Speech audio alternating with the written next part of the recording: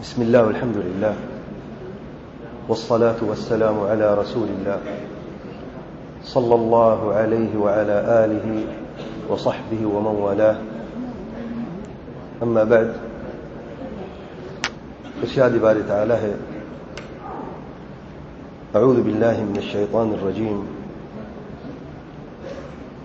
إن الشرك لظلم عظيم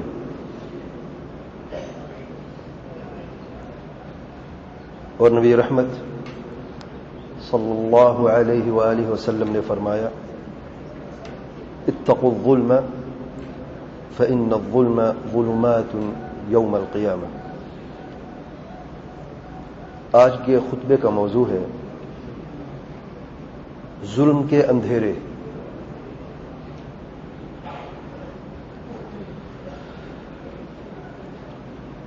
ظلم کیا ہے؟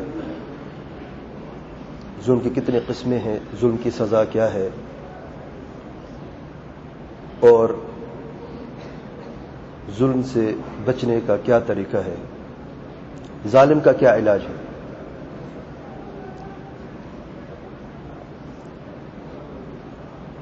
ظلم کیا ہے؟ ظلم کی تعریف کیا ہے؟ میں آسان الفاظوں میں بیان کرنے کی کوشش کرتا ہوں۔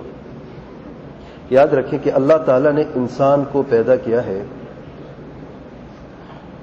اور انسان پر انسان کی پیدائش کے ساتھ ہی حقوق واجب کر دیے ہیں کہ انسان کے اوپر حقوق ہیں، دوسروں کے حق ہیں۔ جب تک یہ حق پورے نہیں ہوتے یہ انسان کامیاب نہیں ہو سکتا۔ یہ حقوق جو ہیں تین قسم کے ہیں۔ سب سے پہلے خالق کا حق ہے، اللہ تعالیٰ کا حق ہے، جس نے اس انسان کو پیدا کیا عدم سے، کچھ بھی نہیں تھا،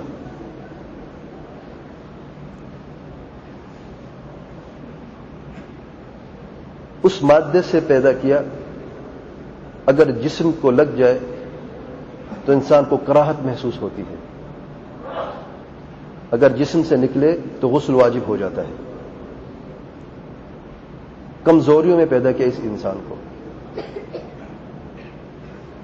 سب سے پہلا حق ہے اللہ تعالیٰ کا اس انسان پر۔ دوسرا حق ہے انسان کا اپنی نفس کا حق۔ یہ جو انسان اس دنیا میں آیا ہے اپنی مرضی سے نہیں آیا، انسان اپنی مرضی سے نہیں بنا۔ جس نے اسے انسان بنایا ہے وہی اس کی نفس کا مالک ہے۔ میں اپنے جسم کا مالک نہیں، میں جب چاہوں اپنی انگلی کاٹ دوں، نہیں، میں نہیں کر سکتا یہ۔ میں جب چاہوں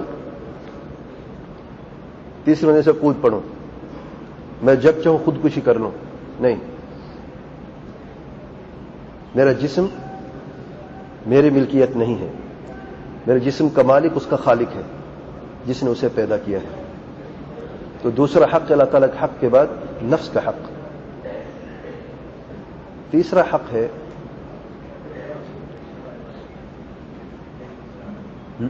دوسرے لوگوں کا حق، جو دوسرے مخلوقات ہیں۔ ان میں سے سر فہرست والدین کے حقوق ہیں، پھر ان کے بعد دیگر رشتہ دار یعنی بیوی اور بچے، پھر ان کے بعد بھائی اور بہن، پھر ان کے بعد دوسرے رشتہ دار، پھر ان کے بعد عام مسلمانوں کا حق، پھر ان کے بعد غیر مسلموں کا حق، پھر ان کے بعد جانوروں کا حق، پھر ان کے بعد جمادات کا حق۔ جی ہاں، اس جمادات کے بھی حقوق ہیں۔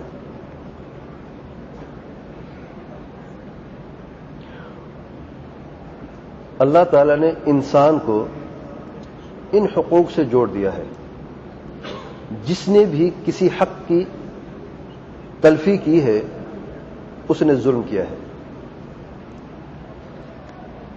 جس نے کسی کے حق کی ادائیگی میں کوتاہی کی ہے اس نے ظلم کیا ہے.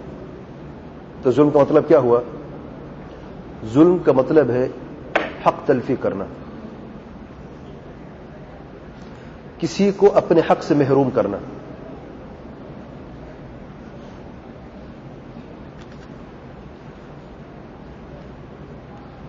اس چھوٹے سے مقدمے کے بعد یہ معلوم ہوتا ہے کہ ظلم کی 3 قسمیں ہیں. پہلی قسم ہے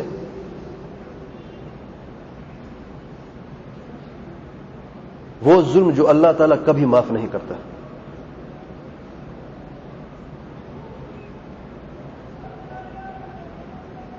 اور یہ وہ ظلم ہے جو اللہ تعالیٰ کے حق میں ہو. اور اس ظلم کا نام ہے شرک. اللہ تعالیٰ فرماتے ہیں ان الشرک لظلم عظیم. اور یہ الفاظ اللہ تعالیٰ نے سورۃ لقمان میں لقمان کی زبانی جب اپنے چھوٹے سے بچے کو نصیحت کر رہے تھے اللہ تعالیٰ نے بیان فرمائے ہیں. یا بنی لا تشرک باللہ ان الشرک لظلم عظیم. اے میرے پیارے بچے، اے میرے پیارے بیٹے، کبھی اللہ تعالیٰ کے ساتھ کسی کو شریک نہ ٹھہرانا، کبھی شرک نہ کرنا. کیوں؟ کیونکہ شرک سب سے بڑا ظلم ہے.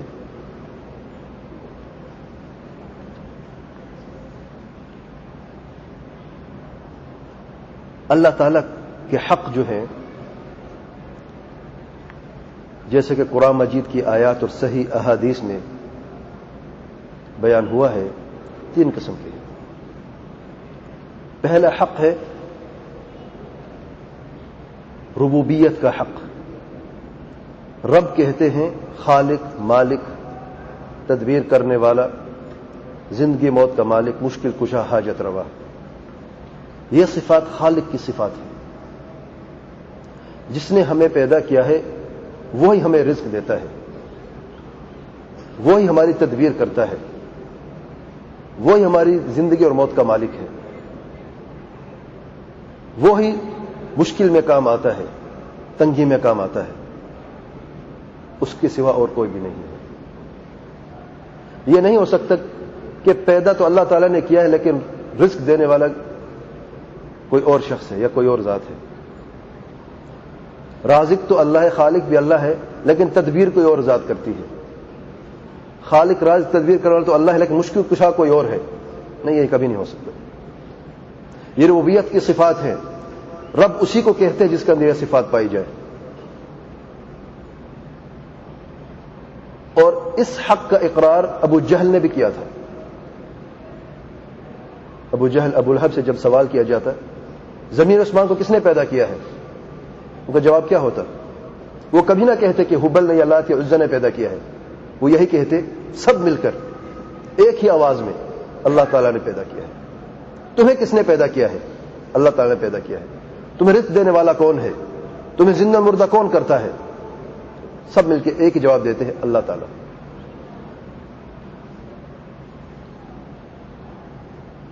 دوسرا حق ہے اللہ تعالیٰ کا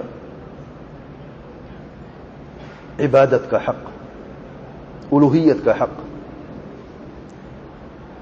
کہ جو خالق المالک اور رازق و تدبیر کرنے والا ہے، جو زندگی موت کا مالک ہے، نفع نقصان کا مالک ہے، مشکل کشا حاجت روا ہے، اس نے ہمیں کس غرض سے پیدا کیا ہے؟ ہم اس دنیا میں کیوں آئے ہیں؟ کیا صرف اس لیے آئے ہیں کہ کھائیں پیئیں، شادی کریں، بچے پیدا کیے، اپنے جانشین پیدا کر کے مر جائیں، اس دنیا سے چلے جائیں؟ نہیں. ایسی مخلوق موجود ہے اس دنیا میں لیکن وہ انسان نہیں ہے. جانور اس دنیا میں آئے ہیں، یہ درند اور پرند اس دنیا میں آئے ہیں. ان کی بقا کے لیے کھانا ضروری ہے، پینا ضروری ہے اور بچے پیدا کرنا ضروری ہے. بس آپ کسی جانور کو دیکھ لیں، گائے کو دیکھ لیں، آپ سارا دن کیا کرتی ہے؟ کھاتی رہتی ہے. اسے پتا ہے کہ میں نے زندہ رہنا ہے تو مجھے کھانا پڑے گا. اور کھاتی کیا ہے؟ وہ گھاس جو زمین میں خود اگتا ہے. اسے کھلانے کے لیے ہمیں اس گھاس کو صاف بھی کرنے کی ضرورت نہیں ہے. اسے مٹی لگی ہے, گرد لگا, جو کچھ بھی لگا ہے وہ کھا لیتی. اس کے اندر سسٹم پیدا اللہ تعالیٰ نے کر دیا ہے کہ یہ گندگی الگ ہو جائے گی اور جو اس کو فائدہ ہے وہ الگ ہو جائے گا, اس کے خون میں شامل ہو جائے گا اور اس کا جسم بنے گا. اسی گھاس سے دیکھیں, گائے کا وزن بھی دیکھیں اور اس انسان کو بھی دیکھیں جو سارا دن کھاتا پیتا رہتا ہے, پھر بھی پریشان ہوتا ہے کہ میرا بچہ جو دیکھے موٹا نہیں ہوتا. سبحان اللہ. تو گائے جانتی ہے کہ اسے کیوں پیدا کیا گیا ہے. اس کی بقا کے لیے ضروری ہے کہ وہ کھائے پیے, بچے پیدا کرے. اپنے جانشین پیدا کر لیا نا, اب وہ سمجھتی کہ میں کامیاب ہو چکی ہوں. میں نے اس انسان کو, اس دنیا کو دودھ بھی دیا ہے, اس سے اس نے مکھن بھی بنایا ہے, اس نے کھایا ہے پیا ہے, میرا کام پورا ہو گیا ہے. اس کے بعد اگر مجھے ذبح بھی کر دیتے ہیں تو میں تیار ہوں, اسے پرواہ نہیں ہوتی. ذبح کرنے کے لیے گردن جھکا دیتی اپنی. ایک کمزور سے انسان آتا ہے, چھری لے کے اسے ٹکڑے ٹکڑے کر دیتا ہے.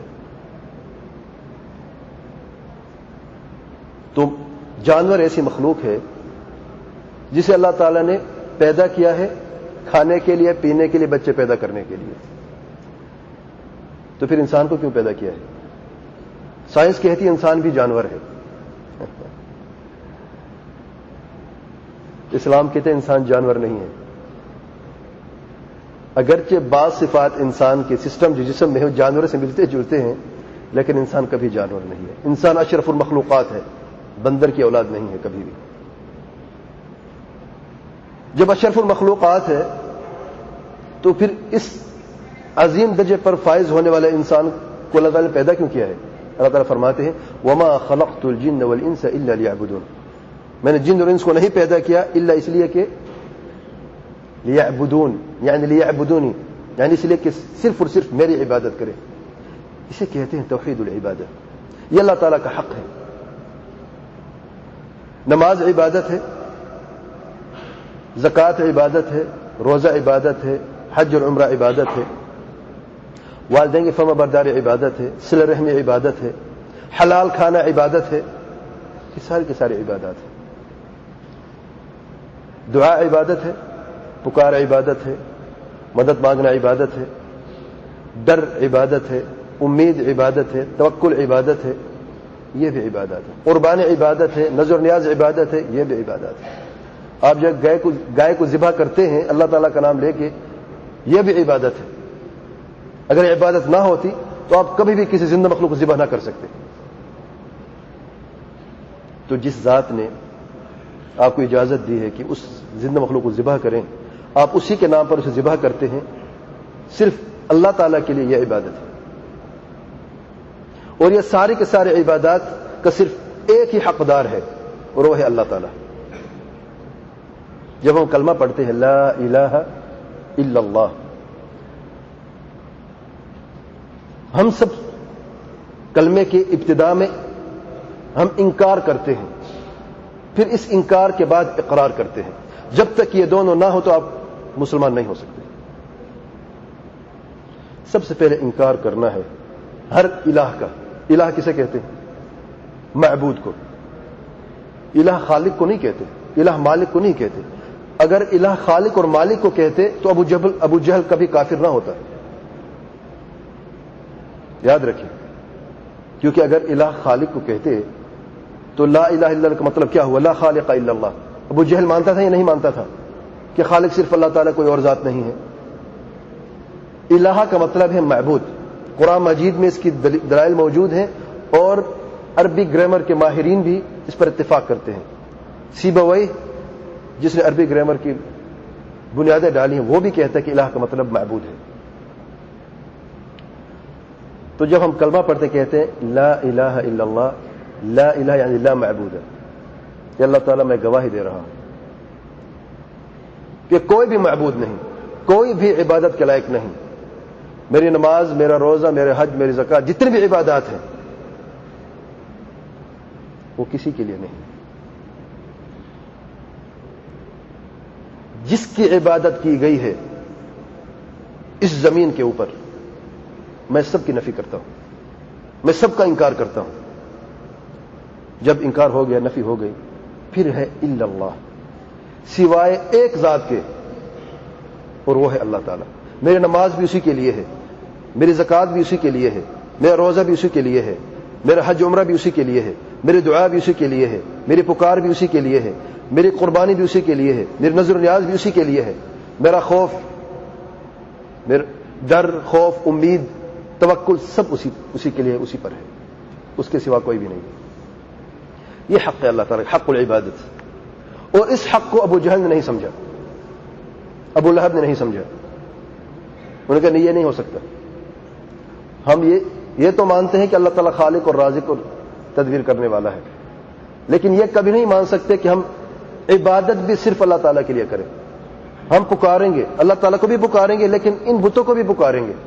ہم قربانی دیں گے، اللہ تعالیٰ کے لیے بھی دیں گے، لیکن بتوں کو نہیں بھی دیں گے، لیکن اللہ تعالیٰ ہم سے دور ہے، ہمیں وسیلے کی ضرورت ہے۔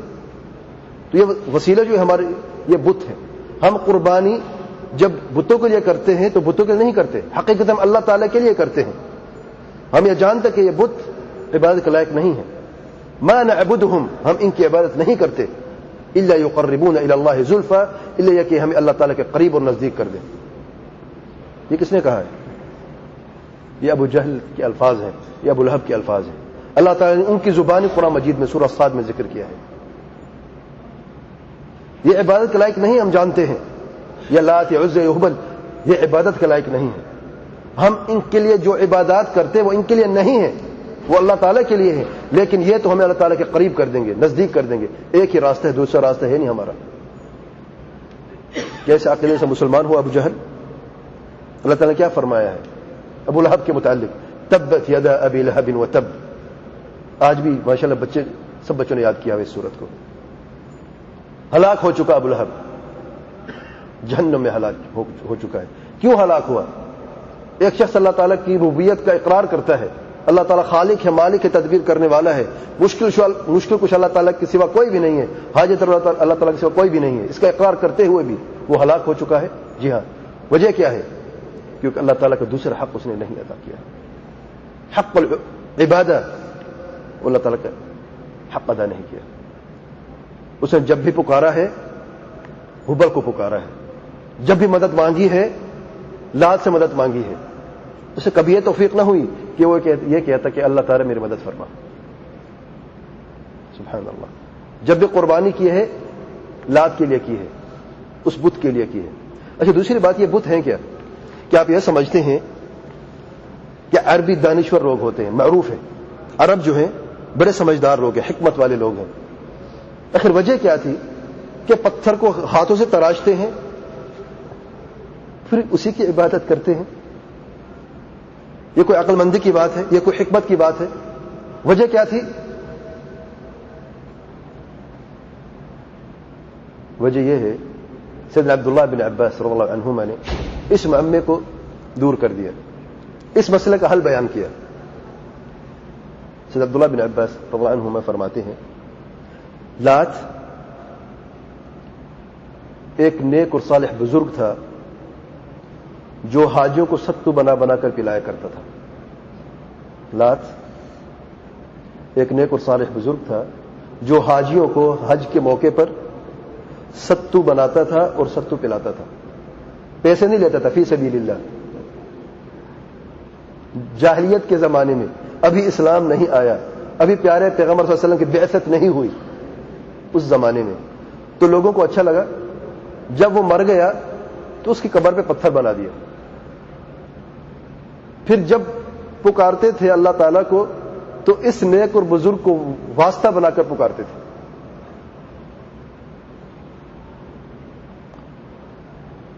سورۃ النجم کی تفسیر میں صحیح بخاری میں آپ دیکھ سکتے ہیں الفاظ۔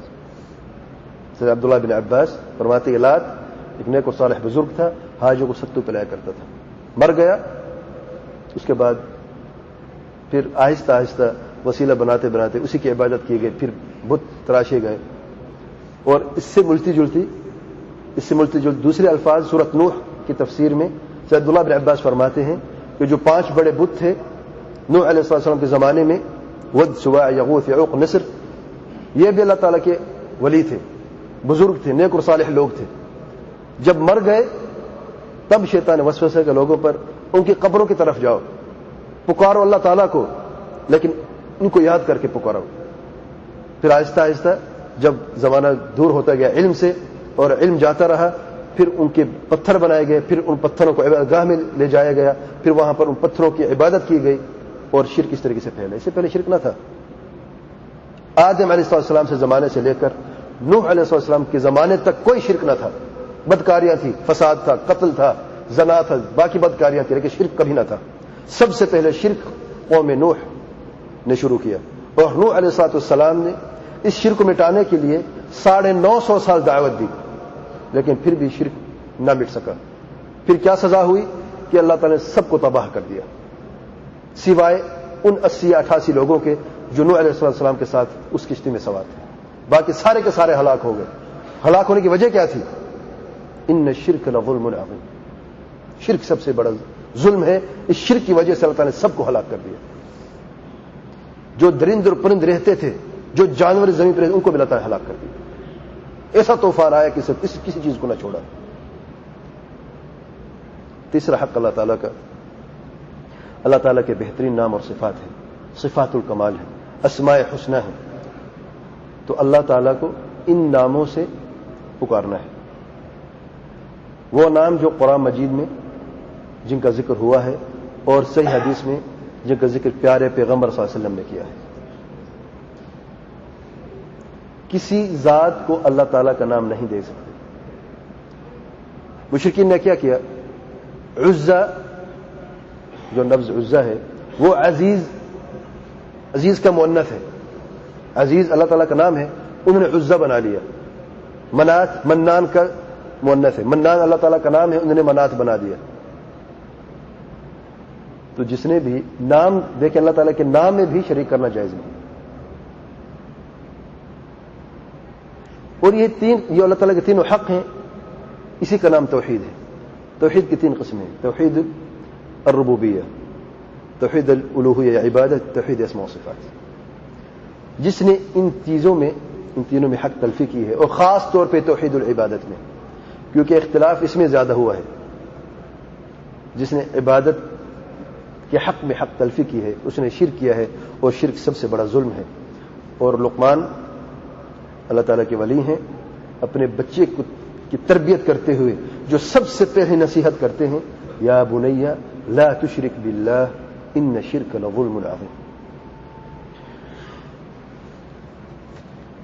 اور یہ شرک وہ گناہ ہے جو اللہ تعالیٰ کبھی معاف نہیں کرتا سوائے توبہ کے. ہاں، جو توبہ کرتا ہے شرک سے اللہ تعالیٰ سے معاف کر دیتا. بغیر توبہ کے اللہ تعالیٰ شرک کبھی معاف نہیں کرتا.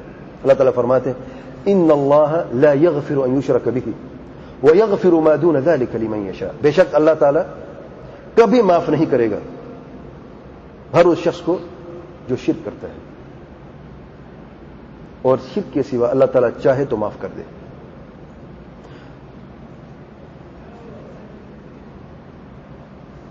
دوسری قسم کا ظلم ہے انسان کا اپنے نفس پر ظلم کرنا. اور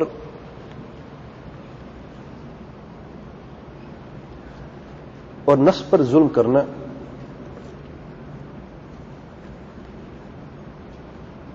ہر اس حق کے حق تلفی کرنا جسے اللہ تعالی نے اس انسان پر فرض کر دیا ہے.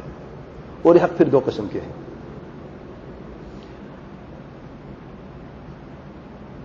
فرائض کی ادائیگی انسان پر حق ہے، اور محرمات سے اجتناب انسان پر حق ہے. کوئی انسان اپنے نفس پہ ظلم کیسے کر سکتا ہے؟ یا تو فرائض کی ادائیگی میں کوتاہی کرنے سے، یا محرمات کے ارتکاب کرنے سے. نماز فرض ہے، نماز کو چھوڑ دیا. وہ یاد رکھیں، نماز کو ترک کرنا کفر ہے، اور کفر ظلم عظیم ہے، شرک کی طرح ہے. جیسے شرک معاف نہیں ہوتا، کفر بھی معاف نہیں ہوتا سوائے توبہ کے. زکوٰۃ فرض ہے، جو لوگ زکوٰۃ نہیں دیتے وہ اپنے نفس پر ظلم کر رہے ہیں. روزہ فرض ہے، جو روزے نہیں رکھتے، رمضان کا روزہ نہیں رکھتے، اپنے نفس پر ظلم کر رہے ہیں. حج پوری زندگی میں 1 مرتبہ فرض ہے. جو مستطیع ہیں، جنہوں نے ابھی تک حج نہیں کیا، پوری دنیا کی سیر کرتے ہیں لیکن اللہ تعالیٰ کے گھر کی طرف جانے کی توفیق نہیں ہوئی انہیں، اپنے نفس پر ظلم کر رہے ہیں، بڑا ظلم کر رہے ہیں۔ جو لوگ سود کھاتے ہیں، محرمات کا ارتکاب کرتے ہیں، اپنے نفس پر ظلم کر رہے ہیں۔ سود کھانا ظلم ہے، نفس پر ظلم ہے۔ زنا کرنا ظلم ہے، اور اس میں ایک تو اپنے نفس پر ظلم ہے، پھر دوسروں پر بھی ظلم ہے جس کے ساتھ زنا کیا جا رہا ہے۔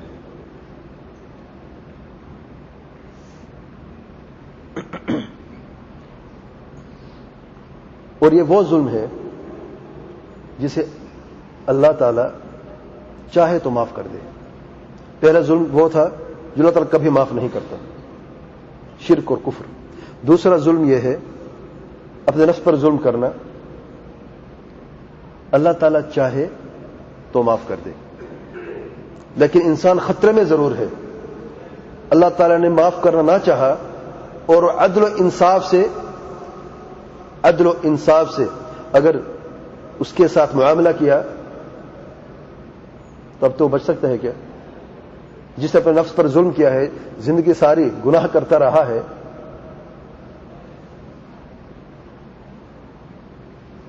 تو یہ انسان قیامت کے دن اللہ تعالیٰ کے سامنے جب کھڑا کیا جائے گا، اگر اللہ تعالیٰ چاہے اپنے فضل و کرم سے تو اسے معاف کر دے،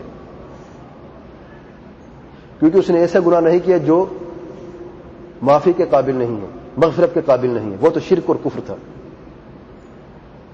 اللہ تعالیٰ اپنے فضل و کرم سے اسے معاف کر دے تو کوئی پوچھ نہیں سکتا اس کے متعلق، اور اگر اللہ تعالیٰ چاہے اپنے عدل و انصاف سے اس سے معاملہ کرے تب وہ جہنم میں جائے گا اور اس کو سزا ملے گی۔ کب تک؟ جب تک کہ اس کے یہ گناہ پاک نہیں ہو جاتے۔ وہ یاد رکھیں، کبیرہ گناہ کرنے والا انسان، کبیرہ گناہ کرنے والا مسلمان ہے، کافر نہیں ہے، دائرہ اسلام سے خارج نہیں ہے، سوائے نماز کی وہ بیان کر چکا ہوں، نماز ترک کرنا کفر ہے۔ کبیرہ گناہ کرنے والا مسلمان ہے، کافر نہیں ہے۔ جو لوگ یہ سمجھتے ہیں کہ کبیرہ گناہ کرنے والا یعنی سود کھانے والا یا زنا کرنے والا یا والدین کو تکلیف دینے والا یہ شخص کافر ہے، یہ خوارج کا عقیدہ ہے، یہ غلط عقیدہ ہے، باطل عقیدہ ہے۔ کبیرہ گناہ کرنے والا مسلمان اللہ تعالیٰ کے سپرد ہے۔ اللہ تعالیٰ چاہے قیامت کے دن اسے اپنے فضل و کرم سے معاف کر دے، اور اگر اللہ تعالیٰ چاہے اپنے عدل و انصاف سے اسے اس وقت تک جہنم میں سزا دے جب تک کہ اس کے گناہ پاک نہیں ہو جاتے۔ تیسری قسم کا ظلم وہ ظلم ہے جو انسان دوسروں پہ کرتا ہے، اللہ تعالیٰ کے سوا اور اپنے نفس کے سوا دوسرے مخلوق پہ کرتا ہے۔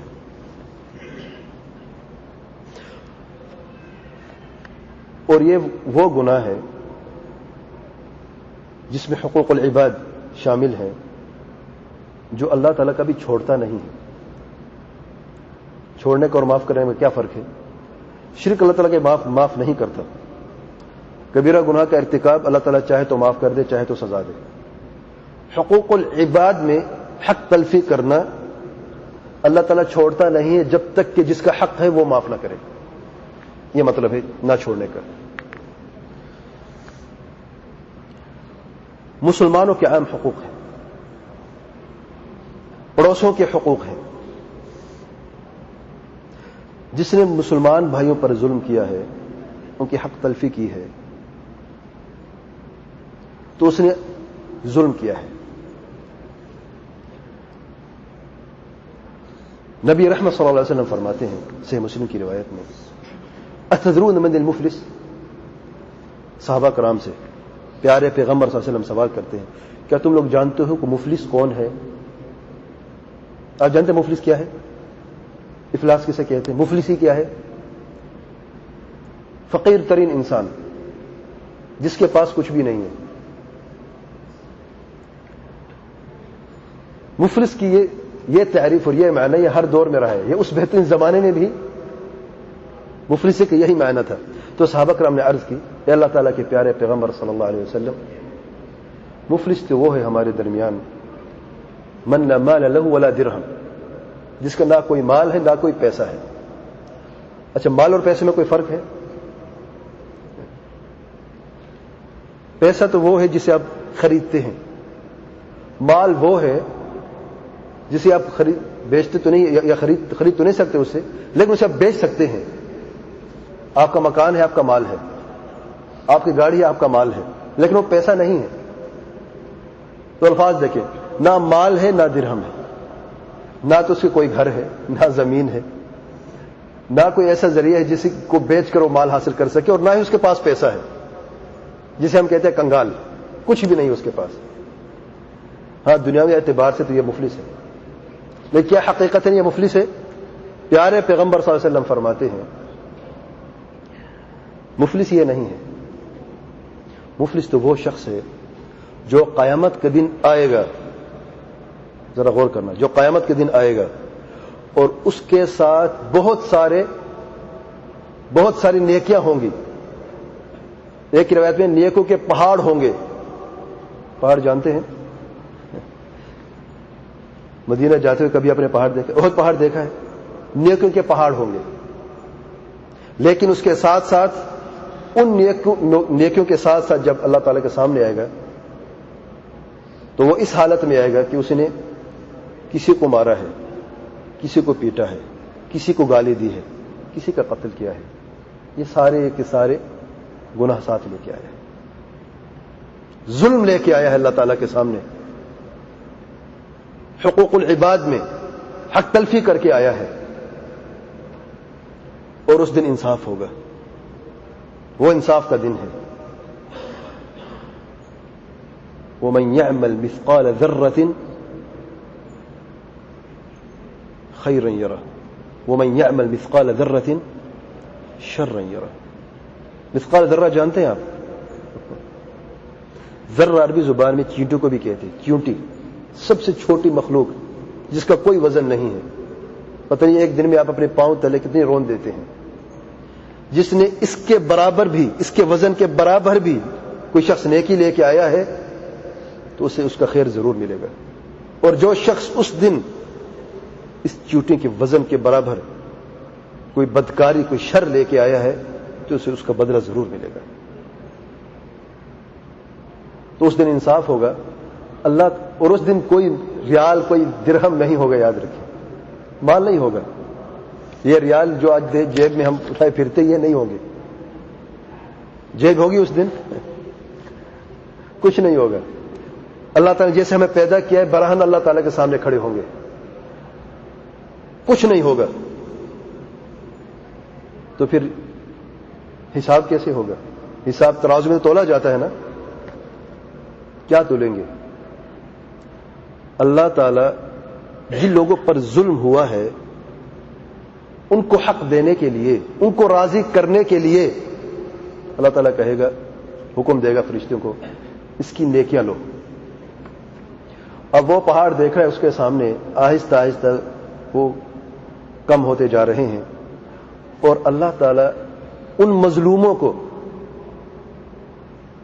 جنہیں زندگی ساری ظلم میں گزاری ہے, مظلومیت میں گزاری ہے, جو اس دنیا سے صرف تکلیفیں لے گئے ہیں. آج اگر آپ مظلوم ہیں تو آپ پریشان نہ ہو, اللہ کی قسم کھا رہا ہوں, جس نے ظلم کیا ہے اس کا گریبان ہوگا اور آپ کا ہاتھ ہوگا. اور رب ذوالجلال کی عدالت میں, دنیا کی عدالت میں نہیں کہ کچھ پیسہ دے کے وہ نکل سکتا ہے. تو نیکیاں ختم ہوتی جائیں گی آہستہ آہستہ, نیکیاں جا رہی ہیں. میرے بندے راضی ہوئے ہو؟ نہیں, اللہ تعالیٰ بھی راضی نہیں ہوئے. حد کیا ہے؟ بندوں کی رضامندی. یہی جو مظلوم تھے, جو فقیر تھے, جو بیچارے تھے دنیا میں, جو مسکین تھے, لوگ دھتکارتے تھے, دھکے دیتے تھے, آج وہ بڑے ہیں. اللہ کی قسم ان دنیا کے بادشاہوں سے بھی بڑے ہیں اس دن. کیوں؟ کیونکہ اللہ تعالیٰ ان سے سوال کر, میرے بندے راضی ہوئے ہو تم؟ کہتے نہیں اللہ ہم راضی نہیں ہوئے. میرے بندوں کو راضی کرو, وہی نیکیاں جاتی رہیں گی. جب نیکیاں ختم ہو جائیں گی، وہ پہاڑ ختم ہو چکے، میرے بندے اب راضی ہوئے ہو؟ نہیں، اللہ تب بھی راضی نہیں ہوئے. اس لیے میں بہت پریشان کیا تھا دنیا میں. لا الہ الا اللہ. پھر ان کے گناہ لیے جائیں گے اور اس ظالم کے ترازو میں ڈالے جائیں گے اور اسے جہنم میں دھکیل دیا جائے گا، وہی جو نیکیاں لے کے آیا تھا. ایک روایت میں ہے کہ اس کے ساتھ نماز ہوگی، صدقات ہوں گی، خیرات ہوں گی، روزے ہوں گے اس کے نام اعمال میں. ان پہاڑوں کی نیکیوں میں یہی نیک اعمال ہوں گے، لیکن سارے کے سارے اکارت ہوں گے. یہ ظالم کا حال ہے اس دن، جس نے لوگوں کے حق میں، لوگوں کے حقوق کی ادائیگی میں حق تلفی کی ہے. میرے بھائی، اس انسان نے جانتے کیا کیا ہے؟ دنیا میں صرف اپنا پیٹ اور اپنے بچوں کا پیٹ پالنا جانا ہے بس. میں اپنی زندگی کیسے اچھی کروں؟ کیا یہ ذرا تصور کریں، کیا یہ زندگی اچھی نہیں ہے کہ اللہ تعالیٰ آپ کو ایک گھر دیا ہے، اس گھر میں اے سی بھی ہے، اس گھر میں آسائش کی ہر چیز موجود ہے، بیوی بھی ہے، بچے بھی ہیں، گاڑی بھی ہے، نوکری بھی ہے. کیا اس شخص کو پوری دنیا مل چکی ہے کہ نہیں؟ نہیں ملی. بھائی کہتے نہیں ملی. حقیقت اسے پوری دنیا مل چکی ہے، لیکن اس کی ہوس اور اس کی ناجائز خواہشات ابھی بھوکی ہیں، ابھی وہ چاہتا ہے. اگر اسی کے مطابق زندگی گزارتا، میرا بھائی کبھی ظلم نہ کرتا. تو خواہشات بڑھتی گئیں. ایک گھر ہے دوسرا بھی ہونا چاہیے، یا چھوٹا ہے تو اسے ڈبل ہونا چاہیے. اگر بنگلہ ہے تو اب پیلس ہونا چاہیے. گاڑی ایک ہے کافی نہیں ہے، پڑوسی کے پاس 5 ہے، میرے پاس ایک کیوں ہے؟ بیوی ایک ہے کافی نہیں ہے. نوکری میں کب تک گزارا کریں گے؟ پیسہ ہے تو بزنس کرتے ہیں. ایک فیکٹری ہے تو دوسری ہونی چاہیے، 2 ہیں تو 4 ہونی چاہیے، 4 ہیں تو 10 ہونے چاہیے. پیارے پیغمبر صلی اللہ علیہ وسلم فرماتے ہیں انسان کی اس حرص کو صرف قبر کی مٹی ہی پوری کر سکتی ہے. یاد رکھیں، یہ خواہشات دنیا میں پورے نہیں ہو سکتے انسان کی. ناجائز خواہشات، یہ حرص، یہ پوری ہوگی، لیکن کہاں ہوگی؟ جب قبر کی مٹی منہ میں جائے گی نا، تب پیٹ بھرے گا. یہ پیٹ بھر نہیں سکتا. یہ تو حق تلفی تھی عام مسلمانوں کے حقوق میں. اس سے زیادہ گناہ، اس سے بڑا ظلم رشتے توڑنے میں، رشتے داروں کے حقوق کی حق تلفی کرنا، رشتے داروں کو پریشان کرنا. کتنے لوگ ہیں جو رشتے کی قدر کرتے ہیں. آپ جانتے ہیں کہ جب اللہ تعالی نے انسان کو پیدا کیا، انسان کو پیدا کرنے سے پہلے رحم کو پیدا کیا، اور رحم جو ہی پیدا ہوئی عرش کے پائے کو ایسے چمٹ گئی. اللہ تعالی نے کہا کیا ہے؟ رحم نے عرض کی ہے کہ اللہ تعالی جو مجھے جوڑے اسے جوڑنا اور جو مجھے توڑے اسے توڑنا. ابھی نہ انسان پیدا ہوا نہ رشتہ پیدا ہوا.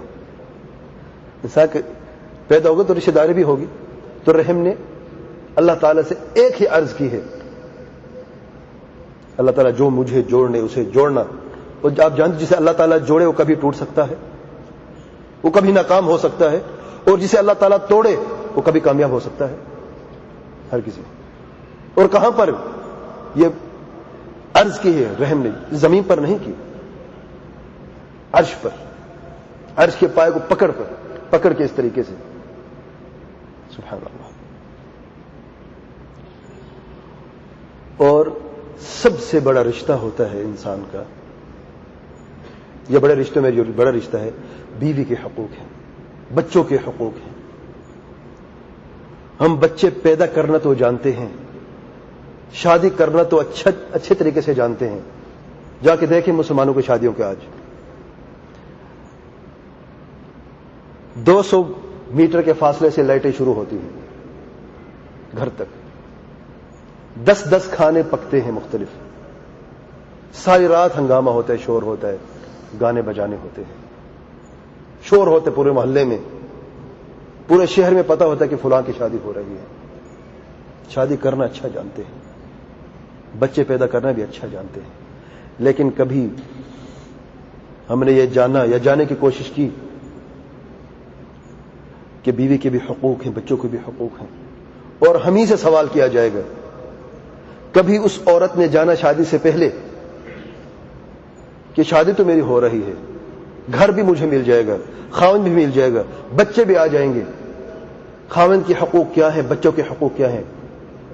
کبھی ہمارے مسلمان بیٹیوں نے اور بہنوں نے کبھی سوچا ہے؟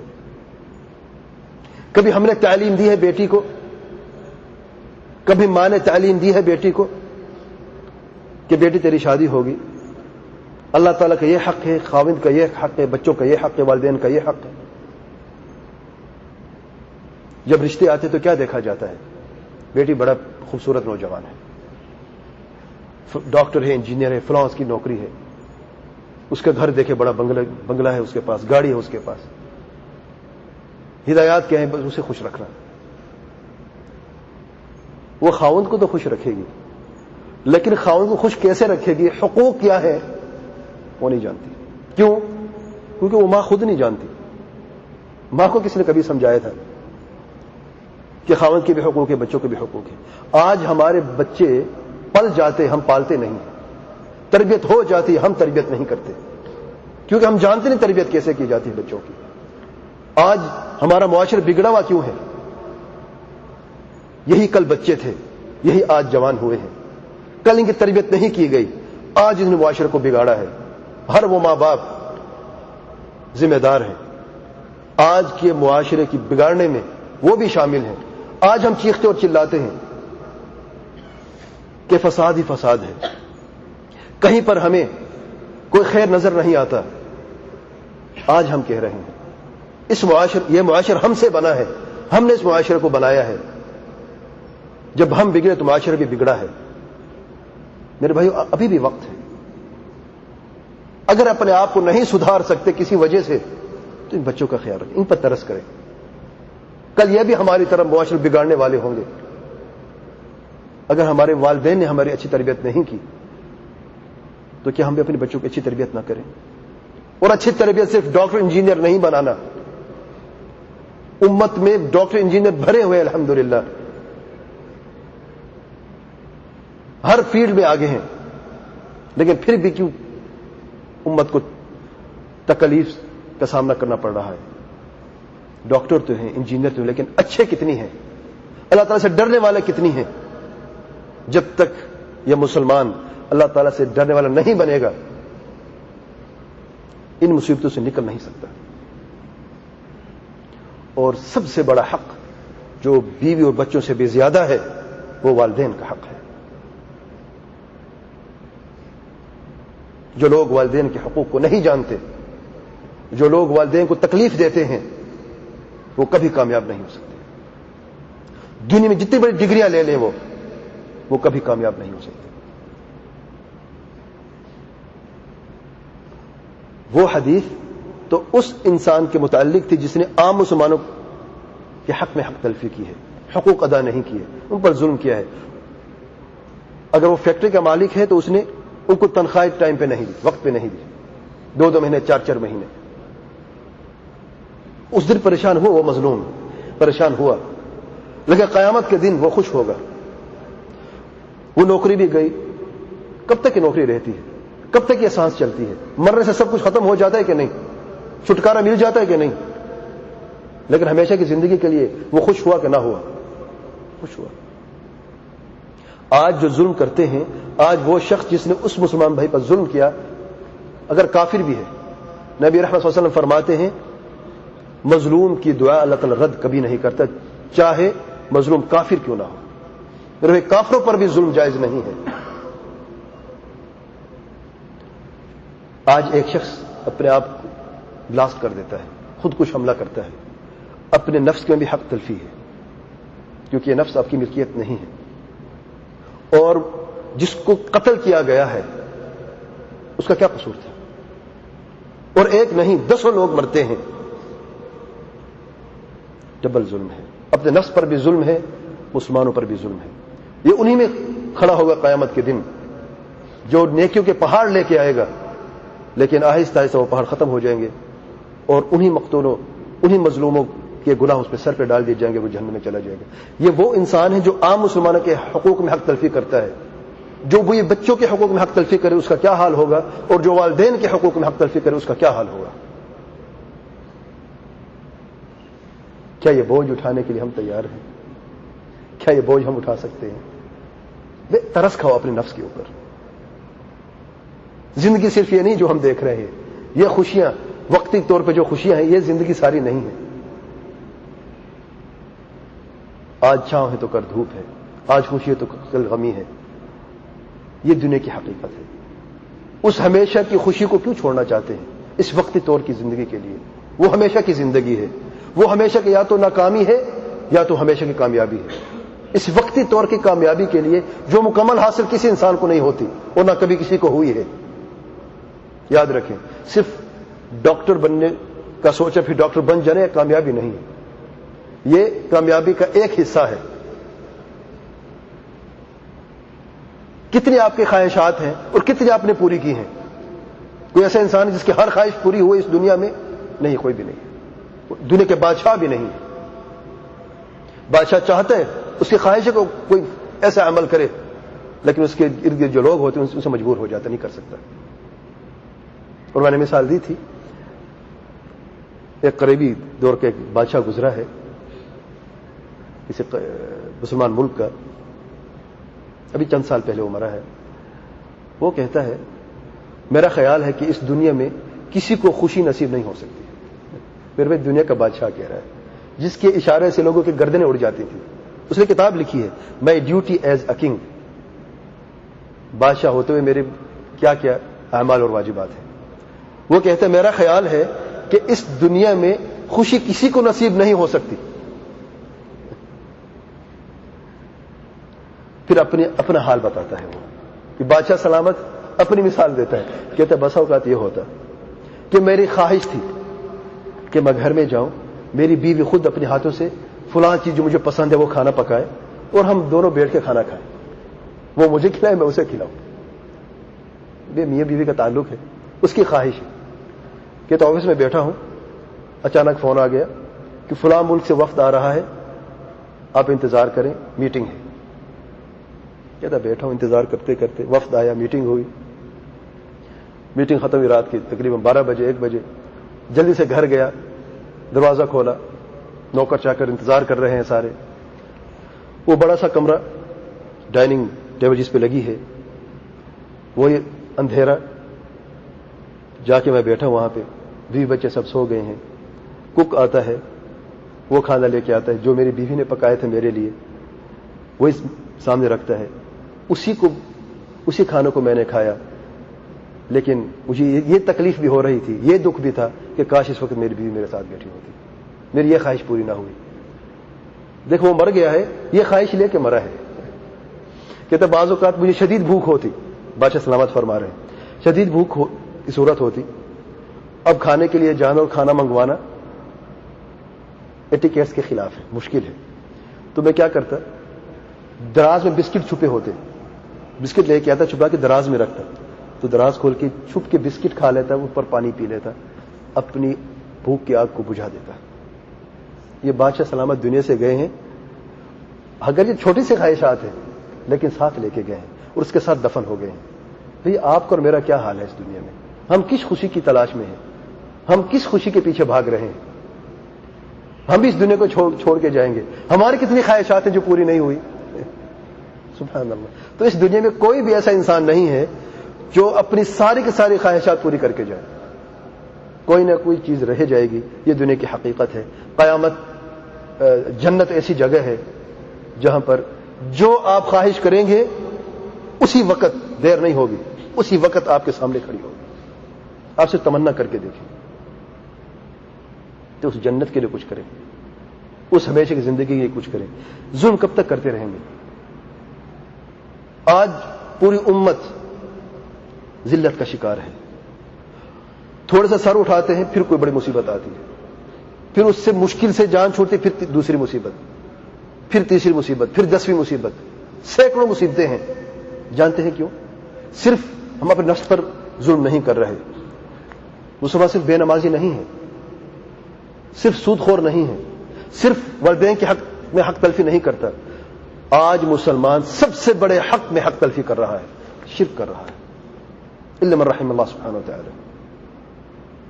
آپ جا کے دیکھیں مسلمان ممالک میں کون سے ایسا ملک آپ کو ملے گا جہاں پر قبر پرستی نہ ہوتی ہو.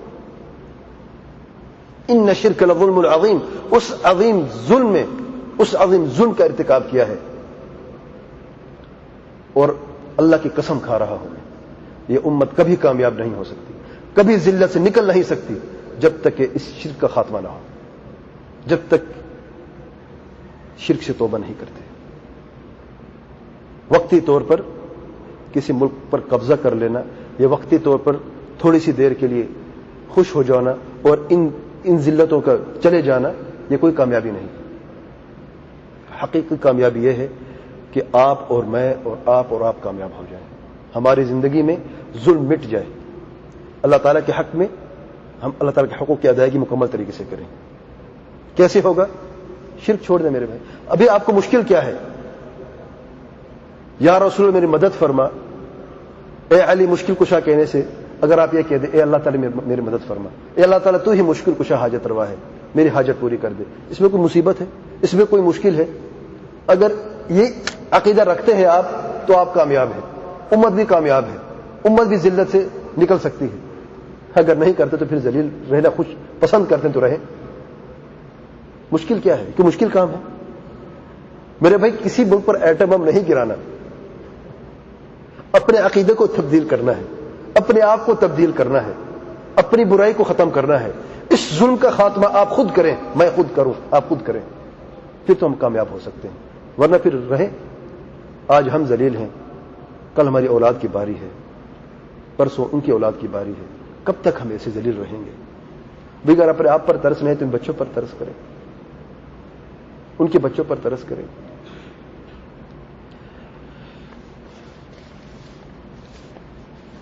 اللہ تعالیٰ سے دعا ہے ہمیں علم نافع عمل صالح کی توفیق عطا فرمائے, قرآن اور سنت پر چلنے کی توفیق عطا فرمائے. وہ ساتھ جو قیامت کی اللہ تعالیٰ کے عرش کے سائے کے نیچے ہوں گے, جس دن کوئی اور سایہ نہ ہوگا. دو ہم بیان کر چکے ہیں, کون سے تھے؟ نمبر 1 الامام العادل, انصاف کرنے والا حکمران, ظالم نہیں, ظلم کرنے والا. ظلم کرنے کی یہ جگہ نہیں ہے. ظلم کرنے والے کی جگہ وہ دھوپ, پیاس, تکلیف, پھر جہنم ہے. الامام العادل. دوسرے نمبر پہ وشاب نشأ فی عبادت اللہ, وہ جوان جس کی نشو اور نمو اللہ تعالی کی عبادت میں ہوئی, جس نے بچپن سے اللہ تعالیٰ کی عبادت میں وقت لگایا اور بڑا بھی اسی عبادت میں ہوا. آج کی نشست میں تیسرا نبی کریم صلی اللہ علیہ وسلم فرماتے ہیں وَرَجُلٌ قَلْبُهُ مُعَلَّقٌ بِالْمَسَاجِدِ, اور وہ انسان, وہ شخص جس کا دل مسجد میں لٹکا ہوا ہے, مسجدوں میں لٹکا ہوا ہے دل. مسجد اس عبادت گاہ کا نام ہے جہاں پر یہ مسلمان اللہ تعالیٰ کے قریب ہونے کے لیے عبادت کرتا ہے. اللہ تعالیٰ کے گھر کا نام ہے جسے اللہ تعالیٰ نے اس زمین کے اوپر سب سے افضل اور بہترین جگہ بنایا ہے. اور ان مساجد میں سب سے عظیم عبادت کی جاتی ہے توحید کے بعد نماز. تو یہ ایسا انسان ہے, ایسا شخص ہے, ایسا مسلمان ہے کہ اس کا دل نماز کے ساتھ جڑا ہوا ہے. اس کا دل ہی نماز ہے, اس کا دل نماز ہے, اس کا دل اللہ تعالی کی رضامندی ہے. جب مسجد میں آتا ہے تو اسے دنیا جہاں کی رونقیں نظر آتی ہیں, خوشیاں ہی خوشیاں محسوس ہوتی ہیں. اور جو ہی مسجد سے باہر نکلتا ہے تو اس کا دل اس کے ساتھ نہیں ہوتا, وہ اپنا دل مسجد میں رکھ کے جاتا ہے, بے بس ہے وہ. اتنی محبت ہے نماز سے، اتنی محبت ہے کہ اللہ تعالیٰ اس پہ راضی ہو جائے کہ اس کا دل اس کے ساتھ نہیں ہوتا. وہ جو ہی اپنے گھر میں جاتا ہے، اپنے بیوی بچوں میں یا اپنے کاروبار میں یا اپنے اسکول میں بےتاب ہوتا ہے، پریشان ہوتا ہے، بار بار گھڑی دیکھتا ہے، بار بار پوچھتے اذان ہوئی، نماز کا وقت ہوا. ایسے لوگ آپ نے دیکھے کہ نہیں دیکھے؟ ایسے لوگ موجود ہیں. یہ وہ لوگ ہیں جن کے دل مسجدوں میں لٹکے ہوئے ہیں. یہ پیارے بچے بھی ہو سکتے ہیں اتنے، وہ بڑے بزرگ بوڑھے بھی ہو سکتے ہیں، ان کے دل مسجدوں میں اٹکے ہوئے ہیں. جس شخص نے اپنی زندگی اللہ تعالیٰ کے گھروں میں اللہ تعالیٰ کے گھروں کو آباد کرنے میں گزاری ہے، کیا قیامت کے دن وہ دھوپ اور پیاس میں سڑتا رہے گا؟ اللہ تعالیٰ ایسے انسان کو اپنے عرش کے سائے کے نیچے جگہ دے گا اور وہ اپنی آنکھوں سے دیکھے گا کہ یہ لوگ اتنی پریشان ہیں اور میری اتنی عزت کی گئی ہے. وجہ کیا تھی؟ وَرَجُلٌ قَلْبُهُ مُعَلَّقٌ بِالْمَسَاجِدِ. اللہ تعالیٰ سے دعا ہے کہ اللہ تعالیٰ ہمارے دلوں کو بھی اپنے گھروں میں جوڑ دے اور لٹکا دے. ہم بھی نماز کے، اللہ تعالیٰ کی رضامندی کے ہمیشہ خواہش مند ہوں، اور اللہ تعالیٰ ہمیں توفیق دے کہ ہم اللہ تعالیٰ کے گھروں میں آ کے اللہ تعالیٰ کی عبادت کریں اور اللہ تعالیٰ کو راضی کریں. سبحان ربک رب العزة عما یصفون وسلام علی المرسلین الحمد للہ رب العالمین وصلی اللہ وسلم وبارک علی نبینا محمد وعلی آلہ وصحبہ اجمعین.